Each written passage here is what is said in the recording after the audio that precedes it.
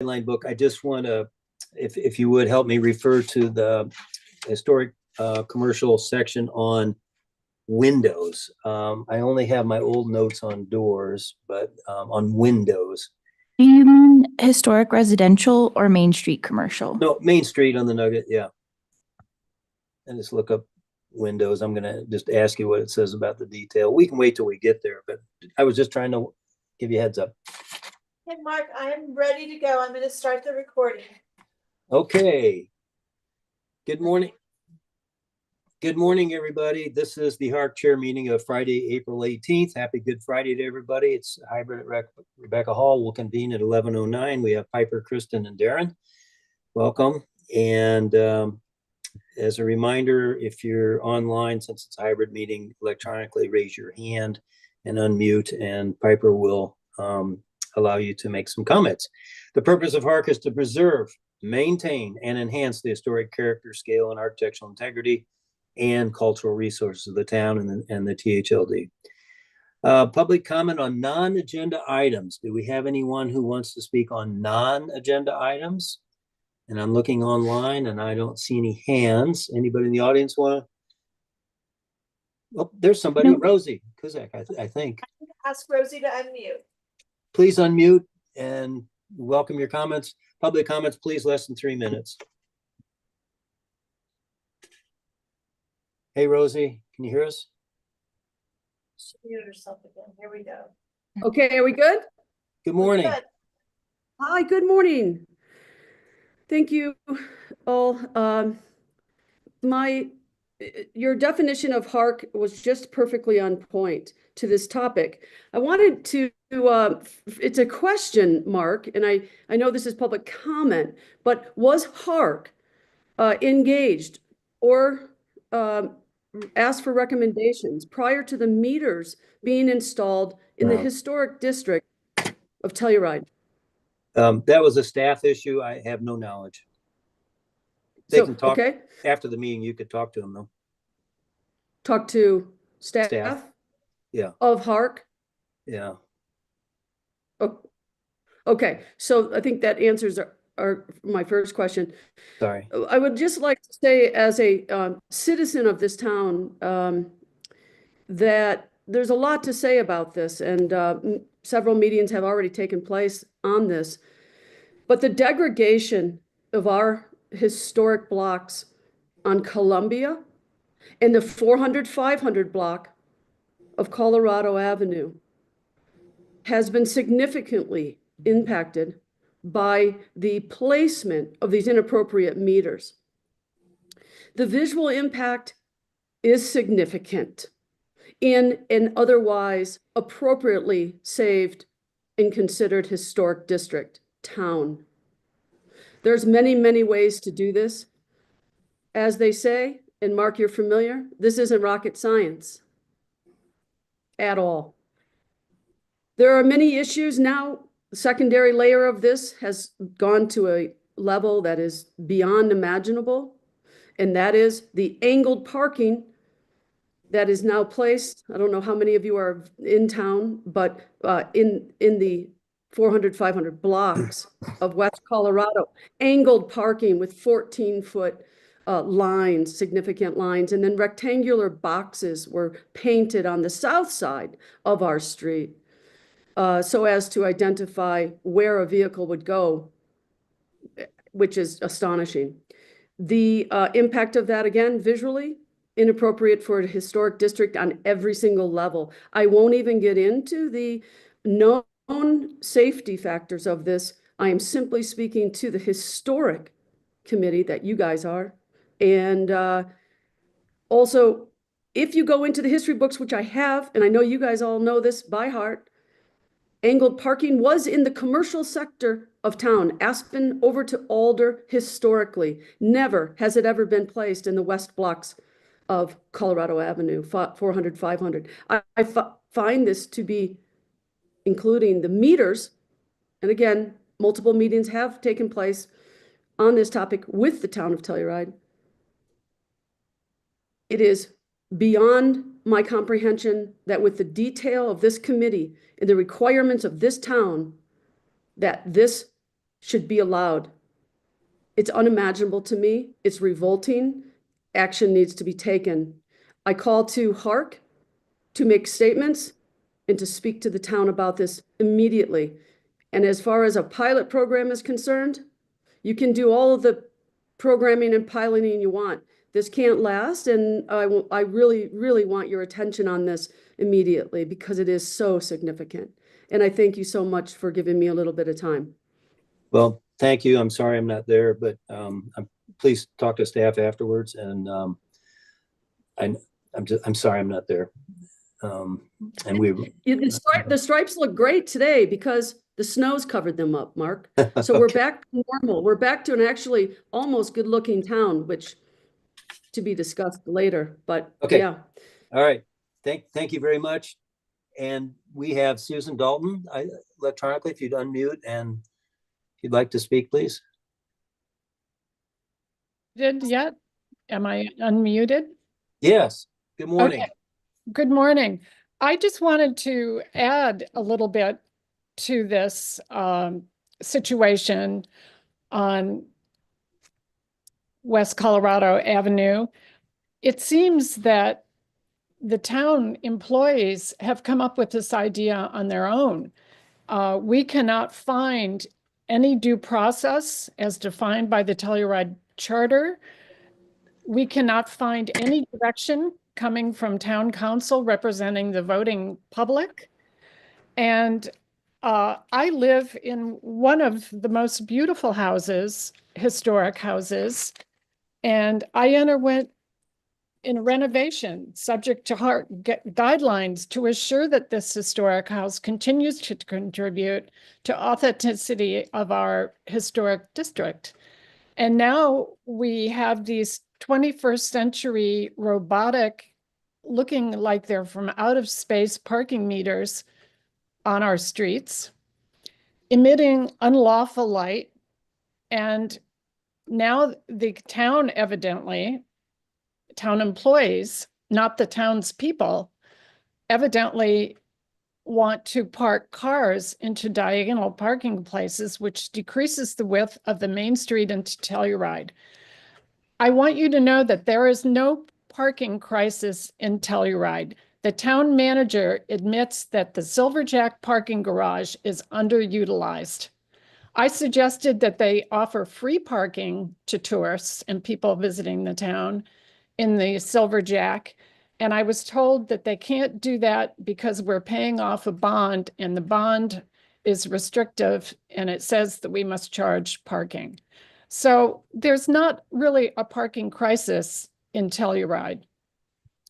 I'm part of a group of concerned property owners along West Colorado Avenue who is engaged in an effort to get the parking meters removed and the parking back to parallel on our blocks 400, 500. And, you know, this is the threshold of our town. This is the way that people come into our historic district. And we cannot destroy their first impressions of Telluride in this way. So I was just curious if HARC knew anything about this, and we are hopeful in attracting HARC's attention and support to fight the town on this. Okay. Well, thank you very much for your concern, and I urge you to get with staff right after this meeting.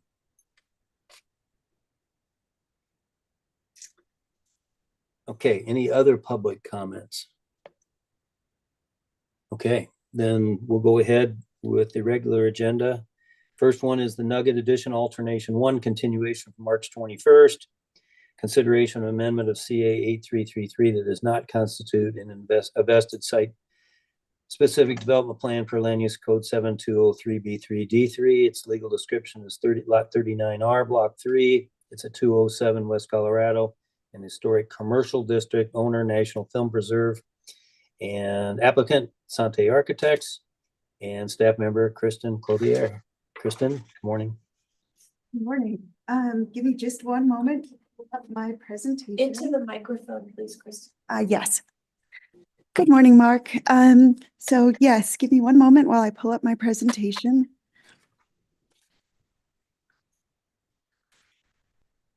Okay, so as we all know, but I will say at the beginning of every presentation, we have standards for review. So these are the standards for the action by the decision-making body for the record.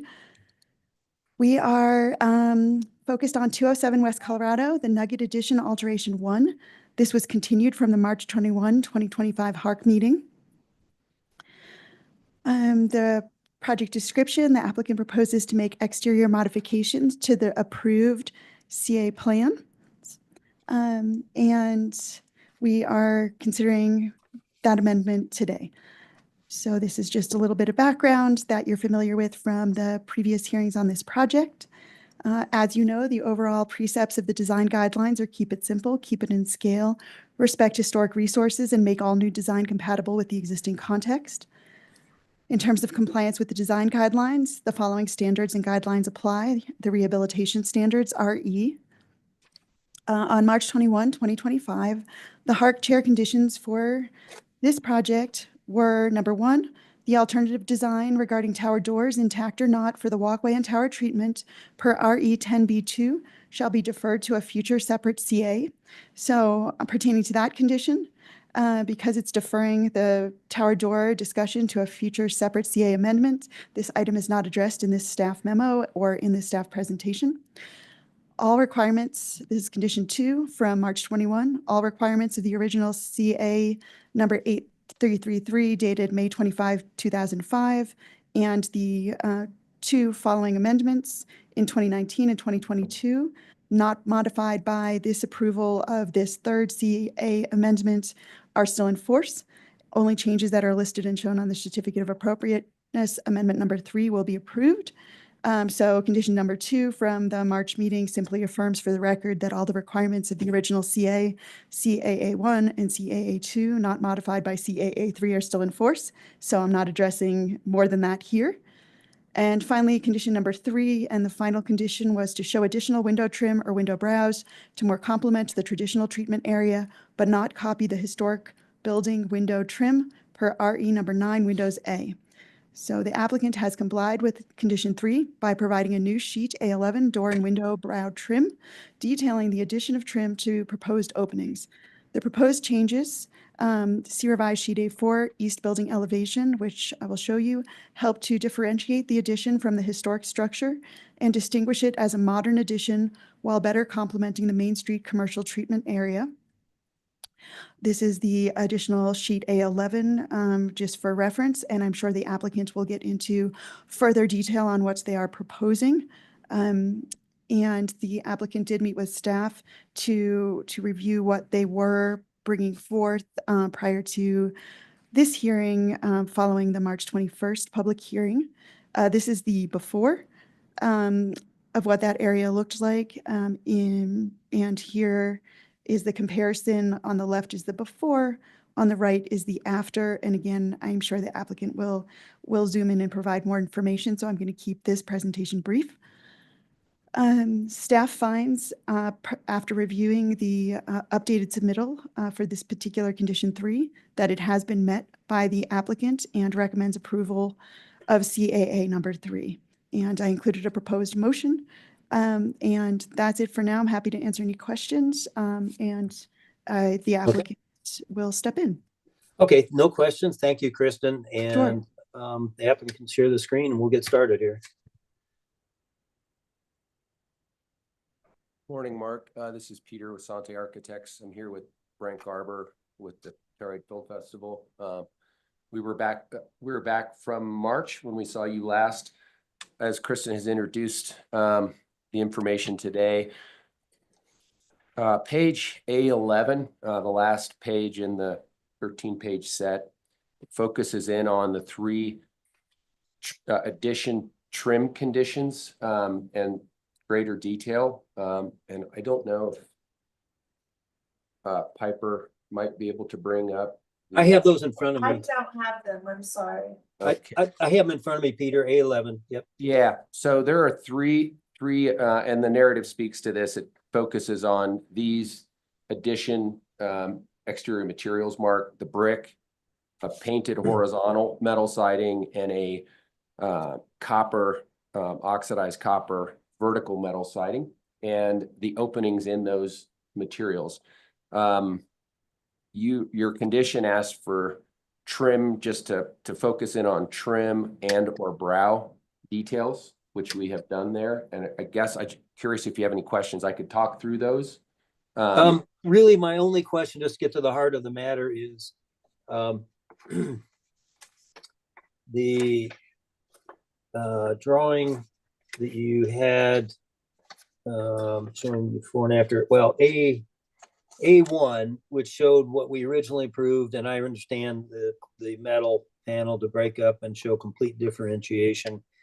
But A1 had some headers, or a heavy eyebrow header, at the top of each window, all 3 stories. And I guess I want to refer to the window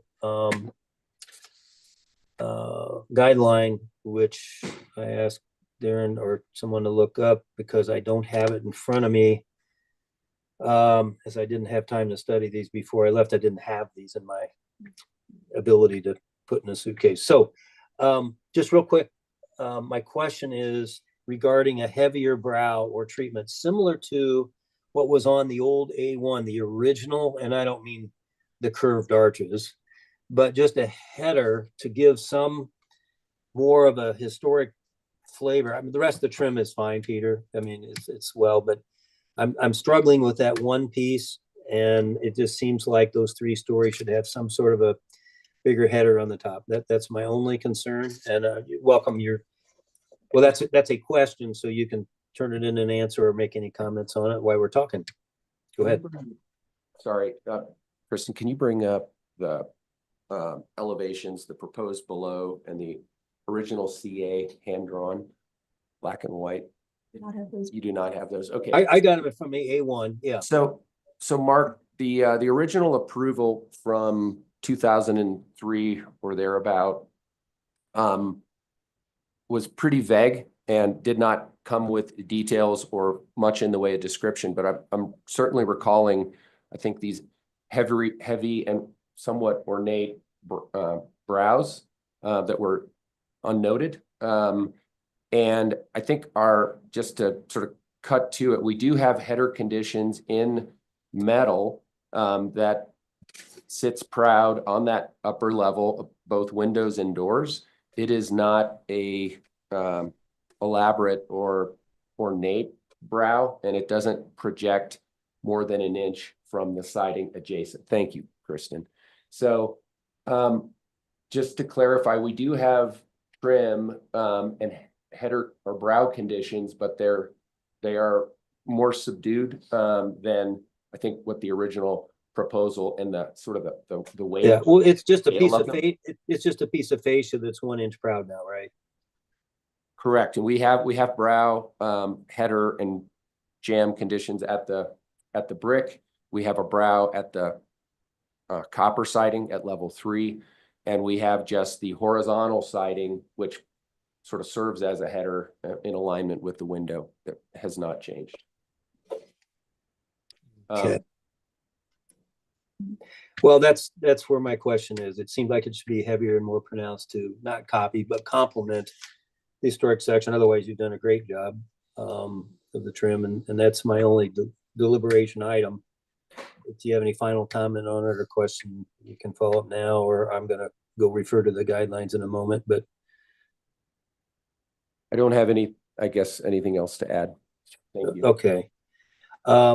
And we don't want to hold this up either, because you guys were anxious to get back. So real quickly, Kristen or Darren, whoever's got the guidelines in front of them on I apologize for this, but again, I didn't get this till, late last night, the ruling. But I just want to look under the window section, and can you read me what it says about the detail? And I almost have it memorized that, it wants to be complementary and something traditionally seen, but not copy on an addition. Could someone read that section real quick, or the relevant part of that section to me? For window trim? Yeah. So this is 32E, and its window should be finished with trim elements similar to those used historically. And then E1 is this trim should have the dimensions similar to that used historically. That's pretty much what I have memorized. Thank you. Of course. And so, Kristen, this is your project. I'll come back to you in deliberations here, but I don't have any other questions, Peter. The rest of it looks good. That's my only question, and I'll deliberate over that, but thank you. And we're gonna, It's a 6-inch head, just in case you're wondering, in that 3rd story condition, it's 6 inches in height vertically. That's at brick, but I think the 3rd story metal there you go. If there's a question on the size of that. okay, and what is it on the metal on top, on the 3rd story? 6 inches. Oh, also, it's 6 inches everywhere, okay. And what about the center section? Well, or the adjacent to the historic building, is that, That's 8-inch brow. that's an 8-inch brow? That's what that is. That's the siding. Wow, how proud is that, Stan? It's flush to the siding. That's flush. And on metal, I guess that's about all you could do, right? I don't know. I think, Mark, there's potential for the copper, the one I think you mentioned, to sit proud additionally, which might achieve Okay, a desire of yours, perhaps. okay. And we're not gonna hold this up. We're gonna well, let's hear from the public and then I'll deliberate. So any public comment on the window trim? I don't see anybody electronically. Okay. Then as I deliberate, well, Kristen, if you have any comment for me, or as you said, I need to, and I'm willing to decide this. To me, especially when I looked at the old A1, I felt that it looked more complementary with more of a proud header in the original 2003 CA, and we are, of course, revising that. But if you have any comment, go ahead and weigh in. But I'm leaning towards considering a heavier, more proud brow, and that's it, and we can be done with this. Certainly, and I definitely hear you, Mark. As I reviewed this, I went back to all of the rehabilitation standards overall, in addition to the Windows standards.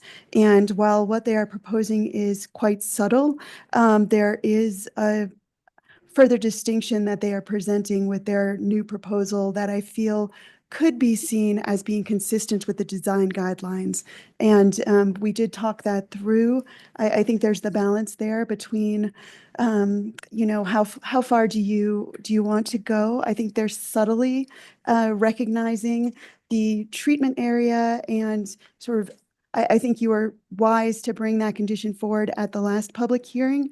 I feel that even though it's subtle, this is addressing the design guidelines per your request. Okay. But that, of course, is your decision. That's just staff recommendation. Okay, well, and if it wasn't a National Historic Landmark, I wouldn't be even queasy on this, or say over considering, or some people might say that, but it's a crown jewel of the town. So, okay, well, I'll deliberate and just a second, I'm checking one more thing here on my notes that I made last night. Okay, so now let me call this up on my phone so I can get the motion, since I couldn't make a copy. Okay.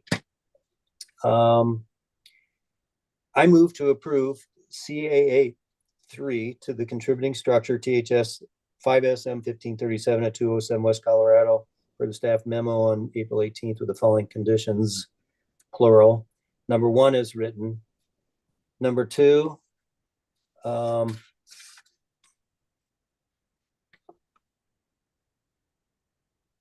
please alter the trim as shown with the window headers to make them more pronounced and stand proud of the fascia for 32E. which requires they be similar to those used historically, period. And I'd like to see them when they come in before I sign off, because I'm not going to say it's 6 inches proud or it's 3 inches proud, or it needs to be something probably between 3 and 6 inches proud. But I need to see it before I would strap you with some number of inches. I want to be flexible on this, and we'll sign off when we see it if it meets this condition. This motion is based on evidence testimony provided a public hearing held on April 18th with the following notice: such hearing provided as required by the Telluride Land Use Code. Revised plans incorporating the conditions of approval should be submitted within 60 days, and the rest as written. So thank you very much. Hope to see a tweak here that more complements historic buildings, and I appreciate your efforts, and we'll see you next month with the rest of this approval if you're ready, and try to expedite that for you. Thank you. Thank you. Okay. All right. The next project is 369 East Galena. It's a CA number 3 continuation from December 20th, February 21st, and February 25th, and March 21st, which is a record for the chair. Continuations. It's consideration of amendment to CA 10399 that does not constitute a vested site development plan per Land Use Code 7203B3D3. It's a lot 2, block 37 at 369 East Galena in the residential zone district, and the owner is 369 East Galena LLC. Applicant Mike Halser, Town Architects, staff member Kristen Collier.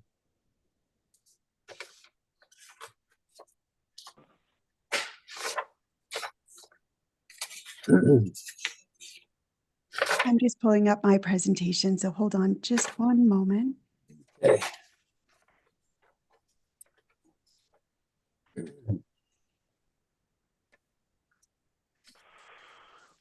Okay. Okay, I am speaking into the microphone, but I'll try to speak louder as well. Absolutely. Here it is. I can hear you fine. Okay, great. Thank you. I'm having a hard time finding my presentation, so hold on one moment. Sorry about that. I switched back to the other one. And I do have the drawings in front of me if you want to reference something, if it doesn't work. Yeah, Whatever. no, it will come up, I'm sure. Okay. Let's just see.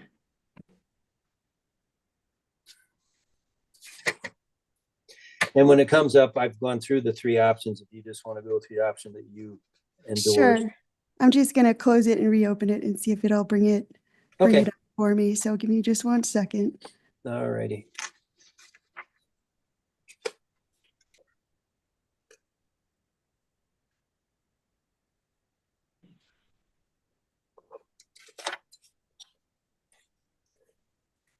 All right, here we go. All got right, it. so this is 369 East Galena, CAA number 3, continued from December 20, 2024, February 21, 2025, and March 21, 2025. I did, because this is now moving beyond 3 continuances, I did get authorization from the town manager for the further continuance if necessary, just so that you are aware, per our land use code. So overall precepts of the design guidelines are: keep it simple, keep it in scale, respect historic resources, make all new design compatible with the existing context. The transitional hillside standards and guidelines apply. On March 21, 2025, the HARC chair condition for this project was to present a minimum of 2 options in addition to the planters shown in today's meeting, which was the meeting on March 21st, to include either continuation of similar to juniper and pines up the hill on the east side, especially emphasizing the further hiding of the north section of the gabion wall, which is over 6 feet tall, or a solution of natural boulders mixed in with natural bushes and landscaping along the 3 gabion walls coming down the hill from the top, especially mitigating the upper north section per THC3, TH10C, TH14B1, C4, and TH19A2. The applicant has submitted 2 options in addition to the original planter's option per the 32125 condition. The HARC chair should decide which, if any, of the options presented by the applicant satisfies the conditions, is consistent with the design guidelines and standards. So the applicant provided 2 options for review in addition to the planter wall option, for a total of 3 for consideration today: the planter's wall option, the landscape option, and a landscape boulder option. Following the March HARC Chair meeting, the applicant met on site with Historic Preservation, Planning, Building, and Public Works staff to discuss the various options outlined in the March condition in the context of the town right-of-way adjacent to the property.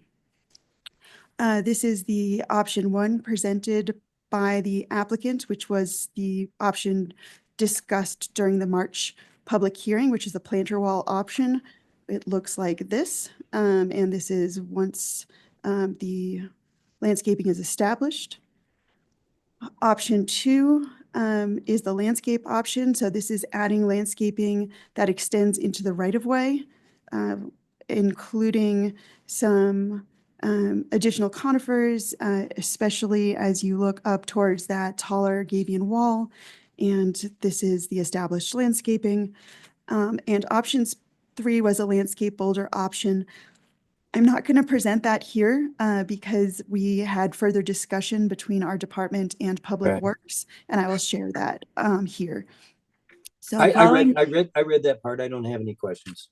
okay, great. So following receipt of the updated submittal, the Historic Preservation, I met with, I asked the applicant first to provide confirmation that all of these options were affirmed by the geotech engineer that they are working with, that none of the 3 options would negatively impact the functionality of the rockfall hazard mitigation measures in place on the site, because of course that's critical.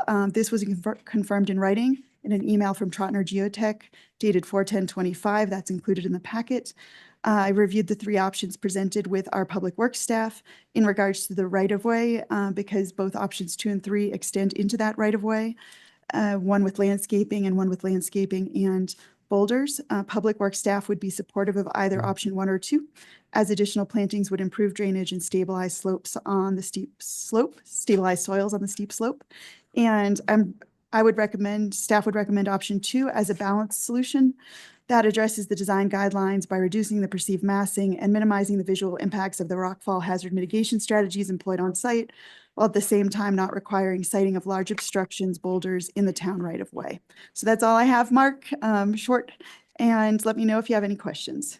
Nope, we'll hear from the applicant very briefly, and if you want to, Mike, we can just look at this option 2, and I may have a question or 2, and we'll go from there. Yeah. Okay. Mark, as far as, we're glad to present them, but I mean, Kristen did a great job going through the options. We're here to listen. Yeah, just take put your number, input. just put 2 numbers, number 2 on the screen to make sure that what I took with me when I left town yesterday is really number 2, which I believe Oh, it is. okay. Then just zoom in a little bit there. So what I have,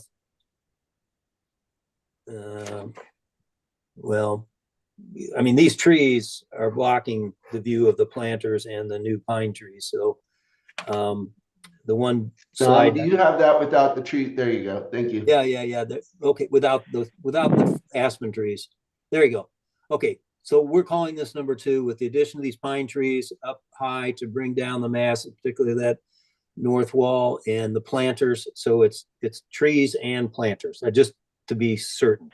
This is presenting the rock wall without the planters that we had in the first option, Mark. There's no planters Oh, in front of the okay. hill picker walls. Well, what I'm looking at is a picture on a drawing that has or a photo that was in my packet that has the planters. That's option 1. Yeah. But it also has 1, 2, 3, 4, 5, 6, 7 of these big arboretums or pine trees, whatever. They're not mugo pines, whatever those are, going up the hill. Dom, can you show option 1, please?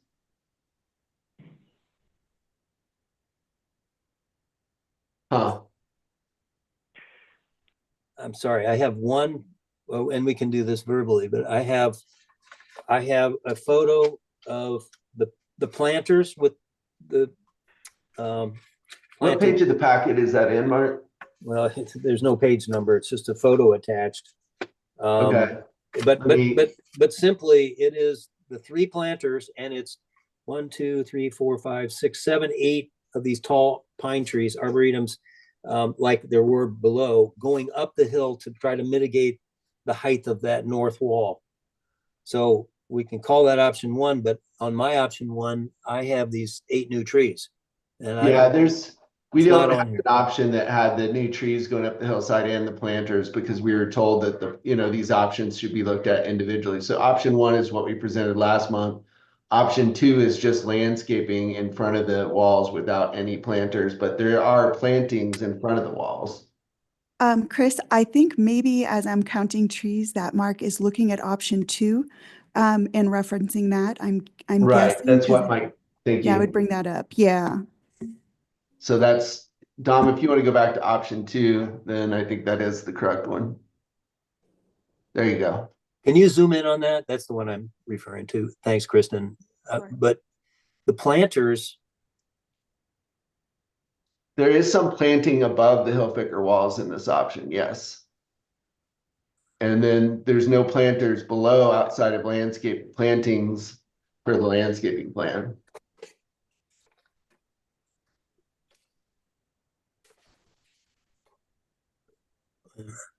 oh, I see.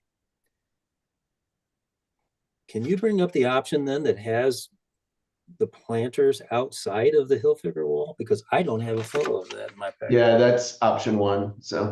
Let's look at it again and zoom in.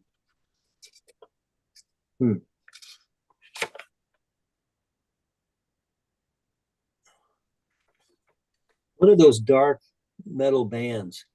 Those are the planters, the steel planters. Oh, I see. Okay, never mind. Okay, so put option 2 back up there then, which has plantings on top of the Hilfiger walls and the arboretum trees extended uphill to the north. There you go. And is that one that we had last time? No, this is one that we made in Okay. response to your condition. Okay, so we're calling this, just to be communicative, option 2, and it has plantings on top of the Hilfiger, not the external metal ones, and it has are these arboretums? Dom, can you please answer that?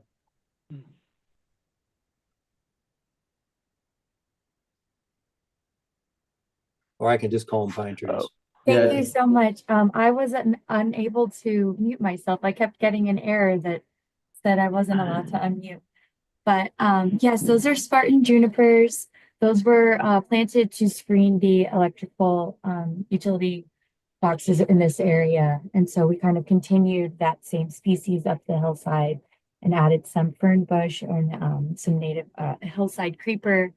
And then as well as obviously the aspens, when they fill in, that will definitely help with the buffering. Okay, thank you very much. Yeah, Piper, could you unmute Stacy Passmore as well? She's part of the landscape team. Thanks. Hi, everyone. Morning.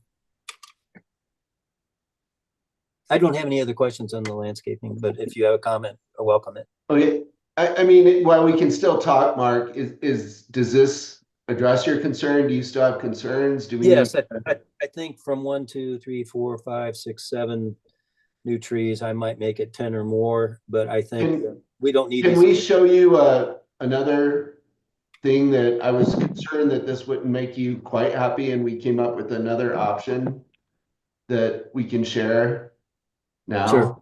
Sure. So Dom, if you want to share the secret option, the option 4. 4? Yeah. It's very similar to this one. It just has a few more trees, which it sounds right. It's not like complex. I like secrets. It filled in the space where the walls were more visible. That's all. And I love. Oh, I see. we've also, this is a different species that's a little wider than the juniper. So we could have 2 conifer types. Oh, you mean you're mixing? I'm looking. You mean there's some junipers and there's some. This is a pine, yeah. Mule pines or something. Well, I mentioned mule pines at the last. I don't know if this looks similar, but they get wider and they block more of the mass. That's right, yeah. Is there a reason this wasn't option 2, Chris? But it was a timing thing for us in the packet because last Friday we just got the renderings done and everything else. Gotcha. But I felt we should come up with another option just to have in case. It wasn't part of the packet, and that's what's considered. However, we can go to 2 and just amend with these additional pines shown on option 4. Okay, but well, let's see what the public has to say, but I don't have any more questions. Okay, all right, sorry to introduce this at the meeting. I just wasn't sure, and we didn't want to get continued again. And I didn't want to introduce something to Krista late in the week because she is got her hands full, so. Okay, thank you. Yeah, thank you. I'm making a note here. Any public comment on these screening aspects? And everybody's in a hurry to get to church. Okay, so I'm ready. I'm going to slightly, I concur with Kristen, but slightly amend it and for some further massing that we just hiding that we just saw. So I move to approve the CA amendment number 3 at 369 East Colina, lot 2, block 37, based on the staff memo dated April 18th, 2025, the following conditions. Option 2, which shall include the additional language as follows. Add to this 8 new junipers, the wider pine trees as shown on a slide labeled option 4.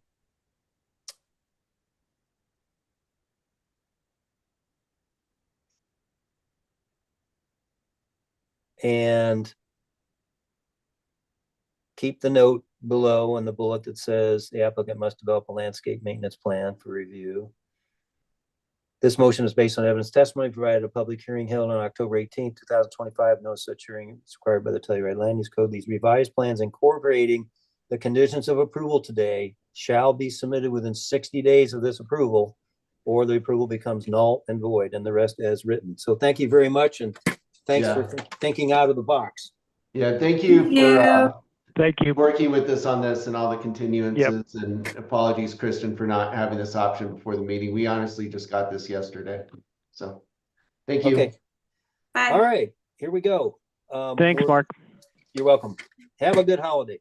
We're going to move to the Kutra residence consideration application for insubstantial scale new construction outside the THLD, but within the HPOD in the residential zone district that will contain more than 950 square foot or less floor area per land use code 7203B1 C1, and an insubstantial scale alteration of the outside the THLD, but within the HPOD of a non-designated or non-rated structure that does not increase the floor area per land use code 7203B3D5, and an insubstantial scale demo outside the THLD, but within the HPOD of a non-designated secondary structure per 7203B3D8, and an insubstantial scale demolition outside of the THLD and within the residential zone district of a non-designated structure per land use code 7203B1C2.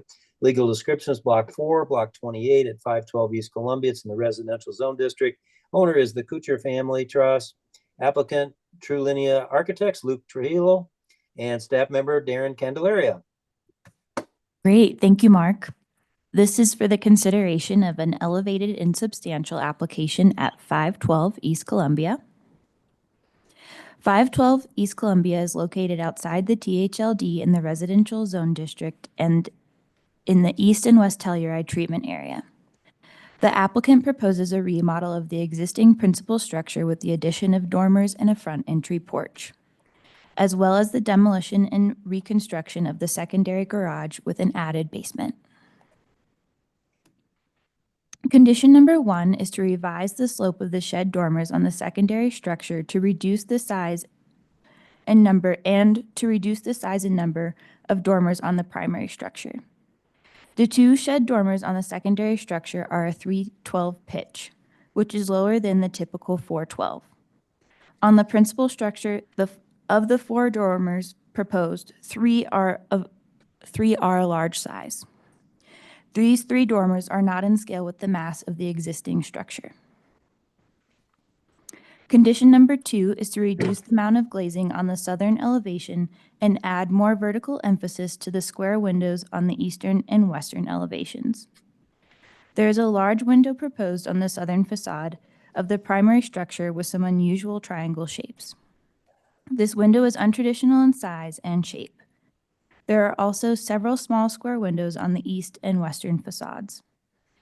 These windows lack vertical emphasis. For the remaining conditions 3 through 7, condition number 3 is to revise the primary structure's roofing material and provide a more detailed materials list with finishes. A corrugated silver metal roof is proposed for the primary and secondary structure. Corrugated metal is not a typical roofing material for a primary. Material details such as what kind of stone is proposed for the stone veneer and the finish for the proposed wood siding are needed for full assessment of material compatibility. Condition number 4 is to provide a more detailed landscape plan that has native plant materials and preserves in place or incorporates the existing spruce tree. Condition number 5 is to provide an exterior lighting plan with proposed fixtures. There is no exterior lighting plan provided. Condition number 6 is to add snow guards or other devices to prevent snow and ice shedding. No snow guards are proposed for the metal roof, and the side yards are less than 5 feet. Condition number 7 is to label bicycle storage area. For staff recommendation, since there is concern for the addition of mass and scale with the proposed dormers on the primary structure, in addition to the mass and scale concern, there are several other conditions related to glazing and material details. Therefore, staff recommends continuing this application. Thank you, and I'm happy to answer any questions. Good job. No questions. I understood all 7 conditions, but let's hear from the applicant. If you'd read your name in the mic, or let's see, is Luke online? Oh, no. He's in person. Okay. Hi, good morning, Mr. Shambot. Thanks for reviewing our project this morning. My name is Luke Trujillo, Cellini Architects. I brought a model, but maybe you can see it with the camera. I'd like to, I guess, rebuttal what I've been going over with staff. Is we put a lot of time and thought into this design. It's an existing home.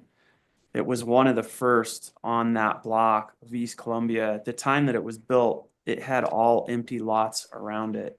It's a very simple gable house, simple garage, originally designed by Eric Brandt, who was an architect here for a while. And so I went through this design with my clients, and we are proposing to do pretty massive remodel inside and outside, which includes lowering the lower floor in the house within the existing foundation, almost like something you do with a historic structure, and then raising the upper floor in the master so that you can get enough headroom on that main level. It's not a very big house, but it's, you know, we're trying to work through some design considerations. And so I think one of the biggest things you're going to go through are the dormers. I would argue that the dormers look very good and elegant as shown on this model. On the east side, we have 2 shed dormers that faced east. And if you look at the house that Tim Hill built on the east, there's also a shed dormer that faces directly to that, and that's shown on this model. And then the justification for the 2 shed dormers on the garage structure is that it matches. So when you're either in the alley or you're approaching the house from the east on Columbia, it matches, it's congruent. But you also have to realize that this house is very tight urban condition. It's 6 feet each side. You put both structures up next to it, it's pretty hard to determine actually mass and scale, in my opinion, on the dormers. So, you know, suffice it to say, the house kind of stays the same, even though the garage is proposed to be rebuilt all new, and we would like to go down below the garage and add an extra bedroom for the clients. That's the east side consideration of that house. And then on the west, I think really the biggest thing to look at is the gable dormer that's up here above the client's master bed. That's really kind of necessary to make that room work. Right now, they do have their master up in that space above the existing gable, but it's very tight. It's low headroom. It's very congested. So we're trying to resolve that. That large door, I don't see the cursor on the dormer, but it's right there is the mast of that one right there, right? Yeah, Okay. that's it, Mark. And then Yeah. and then that little dormer that's more to the left, that's to accentuate the stairwell as you come in the entry and go up into that space. And I just thought that that looked very nice and that it works very nice. Same thing with the dormer that's down on the new garage shed. It just matches that. And so when you look at this whole house from the west side, again, same argument, you know, if you're in the alley or you're approaching the house from the west on Columbia, you know, you look at the other house that Tim Hill did, it's also got a gable dormer facing this house. So it all kind of matches. It's all very congruent as seen from the alley or from the street. So, you know, the dormers are a big deal on this house because they allow it to work properly. A couple of the other things that I've heard about on this is the glass out of the master. The glass is very intentional on that upper story, but we also put in the packet on sheet A200 an alternative that we can talk about with the glass coming out of there. But the clients, one of their most important rooms is that room, the master looking up Bear Creek. I mean, it's stunning out of that house. I mean, just really incredible. And so we're working with a team of interior designers from Scottsdale. That was actually some of their input and their desires on that. And I said that I would do my best to present it and run it through HARC. But again, I did put an alternative there for your consideration. The other issue too is that the deck, something came up on when I was talking with staff about the deck. The deck is to remain as is. It's probably not what HARC would approve now, but this was approved, you know, I think about 15 years ago when they redid that. But my point on that is again, if you look at this house in context with the other two houses next to it, that deck is so hemmed in, you can't even see it from the. But we're not having a condition on the deck that I see. Okay, well, that's good. I can go through those conditions, Mark, but those are kind of the high level things. The bikes go back into the garage for storage, so they're never out on the street. That's good. Really, let's just go back to number one. Okay. And a couple questions. So we looked and you showed me the proposed east elevation, and I'm looking for, okay, here's the west elevation. The west, they each have two dormers. One's a tiny one up to the front on the west, and then there's two equal size on the east of the primary structure. Let's look at those. Okay, that's sheet 8201. Yeah. Top. Yeah, that's where I'm at. So A201. Yeah, no, I'm on that west. Well, go ahead, Luke. What? I'm just trying to help staff get to the right sheet so that it's on the screen here. Well, I got it in front of me, but yeah, that'd be good. Well, again, let's do the easy part first. Revise the slope of the shed dormers on the secondary structure. The slope of the along the alley. Sorry to jump over there, but the slope of not the roof, but of the dormers. Okay, I see. So that they're not so stark out as an appendage. What are those now? 312? 312. Well, I don't know how you reduce that much, but I guess you could. 312. So it'd become more of a, Luke, would that, if that was the slope reduced to, I don't know, let's say a 212, Would that now be covering the top of those little windows or interfering with that, or no? Well, if you reduce, in my opinion, if they're 312, actually, Mark, I mean, I'm willing to make a compromise on that. I almost feel like we should increase the slope, because if you look at it in the model, Yeah. if we reduce those to a 212, they're Yeah. gonna almost look flat. No, it's the other way, 412. Yeah. Okay, all right. Would that make it more, what's the roof pitch? 7? Yeah, it's 7. So I think increasing the slope, well, she said revise, but I Right. think 412 would be less proud and noticeable. It'd be closer to the slope of the, okay, so, but now to the number on the primary. So you've got 4, 2 on each side. The guidelines are pretty clear, and I did reread those before I left. Sorry, I'm not there.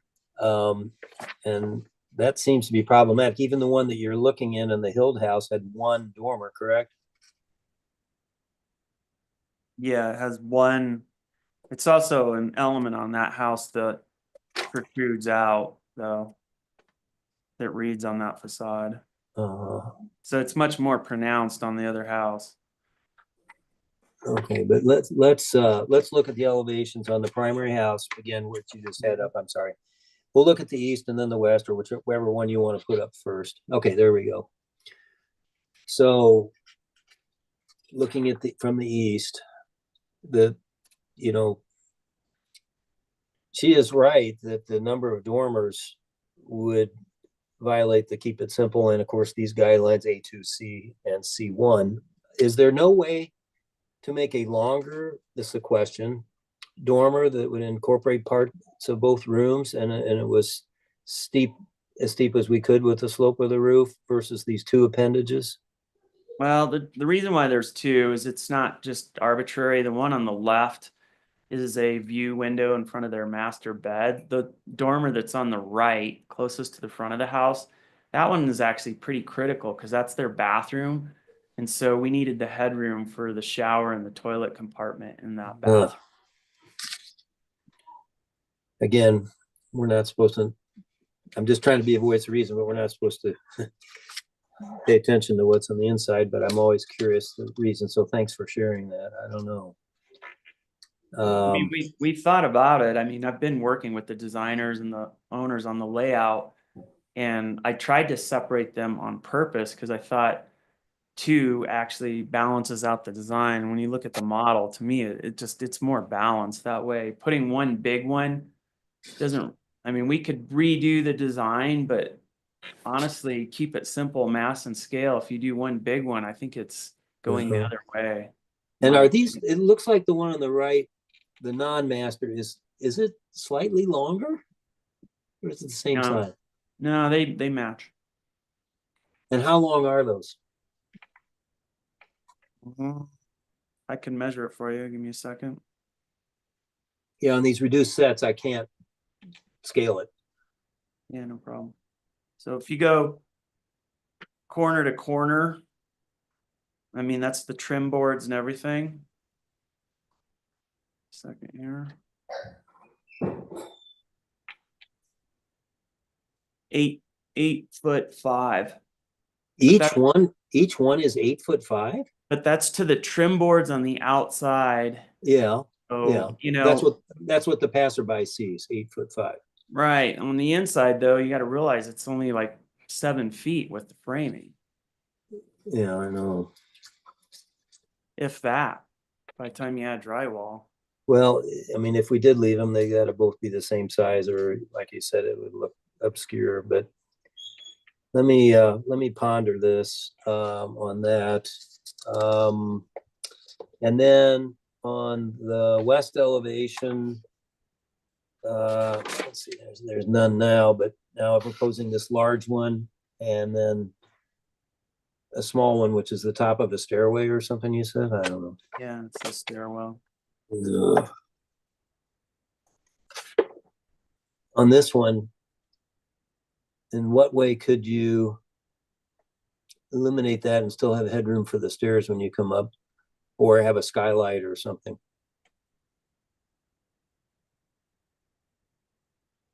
What about reducing the scale of them? I'd really like to get that window does have a vertical emphasis, that upper one in the stairwell. Yeah, It's pretty important. It lets light in there. And then when you go up to that stair landing, my owner really likes looking out those windows up at the Red Rocks, north side of town. That's why we yeah, designed that. yeah. The other one, the larger dormer, which is over the master bed, it's designed that way so that when they get up out of the bed, my client's 6'3". When he gets out of bed, I didn't want him to bonk his head on the roof framing. Him and I went up there and measured it. So that's why it's designed that way. But you say that could be reduced somewhat? Well, I think I could either change the roof pitch slightly or even bring the walls in slightly, but he's still got to get out of bed without hitting his head on the roof rake. Yeah, So- I'm looking at the drawing. What do you mean change the roof pitch of the dormer? Yeah, I mean, we did change it once.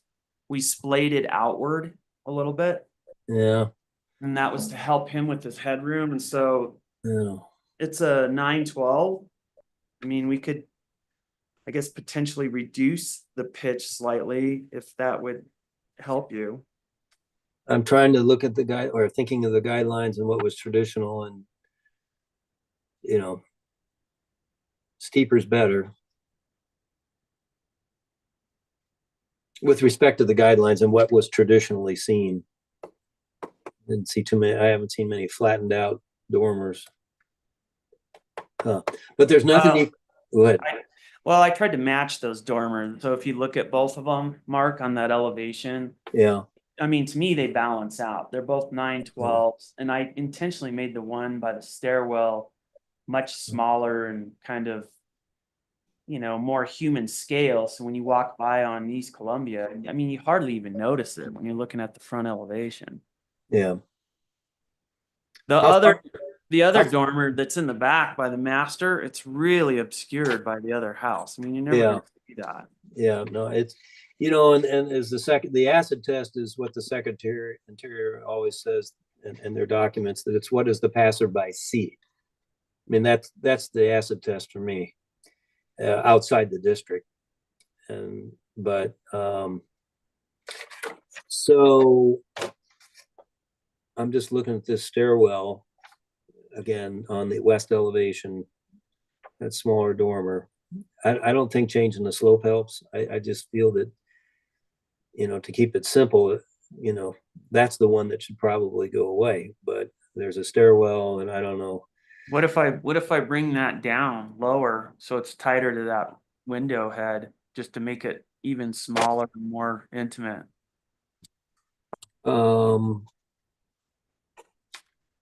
That might help. I'm just sketching something in here to see if it appears more compliant and less obtrusive. Okay, west elevation. So that's on the, let's see, looking at the west. So that's on the south side, right? Right? No, are you talking about the dormer over the stairwell? Yeah, sorry. So that's on the northwest North. corner. Yeah, northwest corner. Got it. Sorry. Okay, I'm making some notes on my drawings. Just a minute. Okay, let me see if I have any other questions. I think the alternative window, I need to consider that. I think that would be more appropriate. I'd agree with staff on this large triangular windows, and especially since you still get some light with that little window up top of that gable on sheet A200. And then, okay, I don't have any other questions, but I'd like to hear from the public if there's anybody to comment. I'm good. Okay. So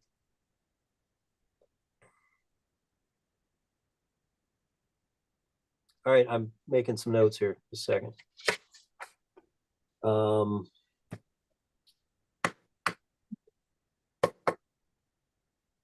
Okay. I think this could be approvable if we look at it, because Darren, if we look at it and you and I look at it and think that it doesn't comply, you know, we can go back, but there's just no reason for two measurable, simple changes that I may make here to continue it. I think we can do this as an approval, subject to the conditions. So I move to approve the proposed minor scale addition alterations at 512 East Columbia based on the findings of staff memo dated April 18th, 2025 with the following conditions. Okay.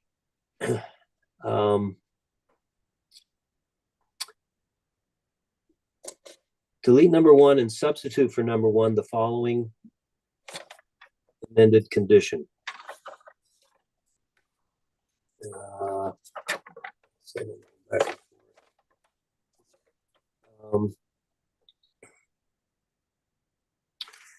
Reduce the length on the primary residence second floor east elevation dormers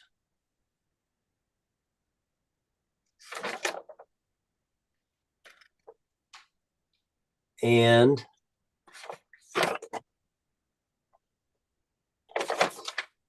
that was east elevation dormers and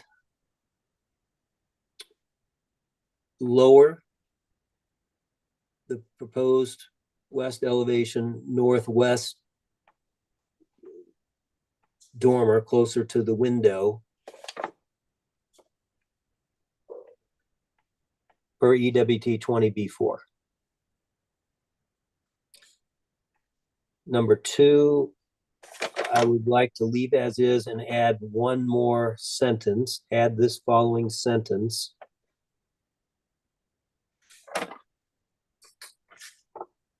Adopt A200 alternate glass design with rectangular windows on the second floor and a small gable window element per the conditions noted. Number 3, 4, 5, 6, and 7 as written. This motion is based on evidence testimony provided, public hearing held on. Mark? Yes? Mark, I'm going to interject before you finish your motion, and may I add a comment to it, or? Sure. Okay. So you'll see below the motion, there is a land use code compliance condition as well. What's that? No. Oh, okay. So you're not seeing that. Okay. I have a handout with the packet that I took on the way out Wednesday night. Oh, okay. So I don't see, no. I think perhaps I want to pause for a moment Okay. and just provide some additional information before. So staff was recommending continue in this instance, and one of the reasons for that is that there are a few land use code compliance issues with this project that the applicant needs to come into compliance with. We wanted to move this forward and not delay because we have a number of projects in the queue. And so hope to have this initial discussion, and then we're recommending a continuance that includes addressing those land use code compliance issues with staff as outlined on page 2 in the land use review, the land use code review section of the memo. And I didn't want to interject when you were outlining your conditions, because I didn't want to have you lose track, but I did want to flag that. And yeah, so it's not in the summary, but you're right, it is. So thank you, first of all, for interjecting, number 1. Certainly. Number 2, let me see if we can discuss these and address them if we can to approval or not. Sure. Again, there are numerical issues. The first one I see is the west side setback is like 4 inches off. I don't have a problem in approving that one. Okay. But the next one, 15 feet is required, and it's only 8'10" setback between the principal and secondary. The 8'10" is existing, though they are demolishing and reconstructing the garage. You could require 15. But I could also accept to match existing. Yes. And I'm okay with that, match existing. In this case, and in this neighborhood. And I walked this alley and road, and then secondary structure, however, is 28 feet too big. Floor area. Can I explain this situation? Because I think it's just easier by drawing, Mark. So there's an existing storage space at the back of the primary house. So if you go to the south end, you'll see a little door. And you can look at like sheet A200. I'm on it. Okay, so that little door with the little window, it looks like a little window at the top. It's a slider door. That's a storage room. Huh. I put photos in the new packet to show you what that storage room is. That's completely open. That's their current like trash room and just overflow. It's non-conditioned. It's got little grills over the openings. So the back of that wall, if you measure from that, that's really the separation between, the main house and the alleyway. So the existing garage, which is there, it's exactly in this exact same position. All I'm requesting or asking to do is remove that garage, put it back exactly almost the same way, almost same roof height, add the dormers. But the reason why we're doing that is we want to dig down and put in extra like utility or a little bunk room down below the garage. So I think the issue is that storage room that's down below the deck that separates the garage from the main house, if you use those dimensions, it's actually compliant. So we're just trying to like leave it as is. I'm not trying to rebuild that or enclose anything or anything like that. To provide clarification, Mark, following on that, and to the applicant, I think Mark just supported leaving it as existing in terms of the 8 foot 10 inches. We have now moved down to the maximum floor area for the secondary structure. So Mark was comfortable retaining that existing separation if that's what he moves forward with. So now we're in that floor area calculation, which is the second level that you're putting below grade on the secondary structure. So that's the 602 versus 630. Am I correct, Mark? I think you're down to that one at this point. Yeah, I thought he was trying to comment that was a unheated trash room or something that put them over the 602 square feet. No, it's the second level on the secondary structure. Oh. Which is below grade, but a full game room, bedroom, livable space. Oh, wait a minute. But it's my understanding that everything that's below ground doesn't count. Yeah. If it's out of sight, out of mind. Well, in this instance, per read of the land use code, there is no exception to that below grade square footage for fully developed. Basement space is one thing, but this is a fully developed living space. So we can circle back on that. I think we were suggesting continuing this project and having further discussion with the applicant. Okay, but I'm trying to see if we can get to approval. So it's not, first of all, thanks for bringing that up, but if it is below ground, it was called the Shambaugh Basement Amendment. If they were building this new and it was below ground, it doesn't count. They get the 10% bonus. Of course, 10% bonus would not throw them out of compliance.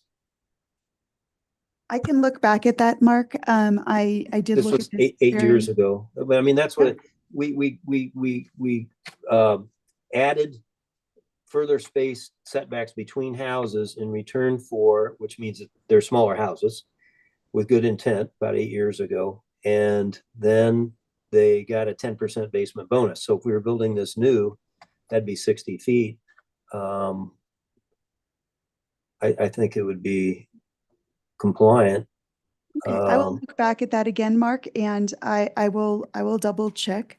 I was doing a read of the land use code as written, and so let me look back at that, and I can circle back to you on that point. Perhaps then, if you do decide to approve, just have the condition read that the applicant must ensure land use code compliance per staff review or something like that, so that we have that opportunity to review further. Okay, and I understand that, and I know it's frustrating maybe to the applicant, but I think we need to be certain, but I'm pretty certain that it can be called compliant, since it's underground. But, I'll just do that. And so Piper, we have made a motion 1 through 7. I would Right, like, Mark. So I'm sorry for interrupting. I know you're probably going to go there. So I have you at condition 7. And so anything you want further, just go Yeah. ahead and state it. Yep. yep. So I would like to add a condition number 8. Ensure project is land use code compliant. And I won't even go through the, well, I mean, I've already approved the setback issues. I don't know if we want to narrow it to floor area. Is that okay if I narrow it to floor area with respect to the floor area calcs? Sure, if you feel comfortable with the others that Yeah. you are moving forward with. Okay, so number 8 would read, ensure the project is land use code compliant with respect to floor area calculations after further review by staff. Review by staff. Yeah, and I'd like to, for my own education, when you have time to do that, let's circle back, and that'd be great. This motion is based on evidence testimony prior to public hearing held on April 18th. There's no such hearing is provided by the Telluride Land Use Code, period. Thanks. So, all right, well, we'll look forward to the revisions to approve and the compliance issue resolved, and we'll go from there. Thank you very much. Thank you. Okay, our final project is the 557 West Colorado windows, consideration application for minor scale alteration of a rated structure that does not increase the floor area per land use code 7203A3C2. Legal description is lot 15, block 9, West Telluride at 557 West Colorado in the HR district. Owner Robert and Leslie Hempling. Applicant Shift Architects, and staff member Darren Candelaria. Darren. All righty, thank you, Mark. This is for the consideration of a minor scale application at 557 West Colorado. 557 West Colorado is located in the historic residential zone district and treatment area within the THLD. The project proposes a full window replacement and re-roofing of the existing rated supporting historic structure. The application is substantially compliant with the design guidelines, and the proposed work is compatible with the existing historic structure. Therefore, staff recommends approval of the application with the following condition. Maintain divisions, original form, and wood material of the windows per RE number 9, A2, and D, as it is unclear if the proposed window replacements maintain the original wood material and don't add additional divisions. Thank you, and I'm happy to answer any questions. No questions. We'll hear from the applicant, and I think this is pretty straightforward. It please is, but I'm going to throw a little loop in there. Chris Papar, Shift Architects.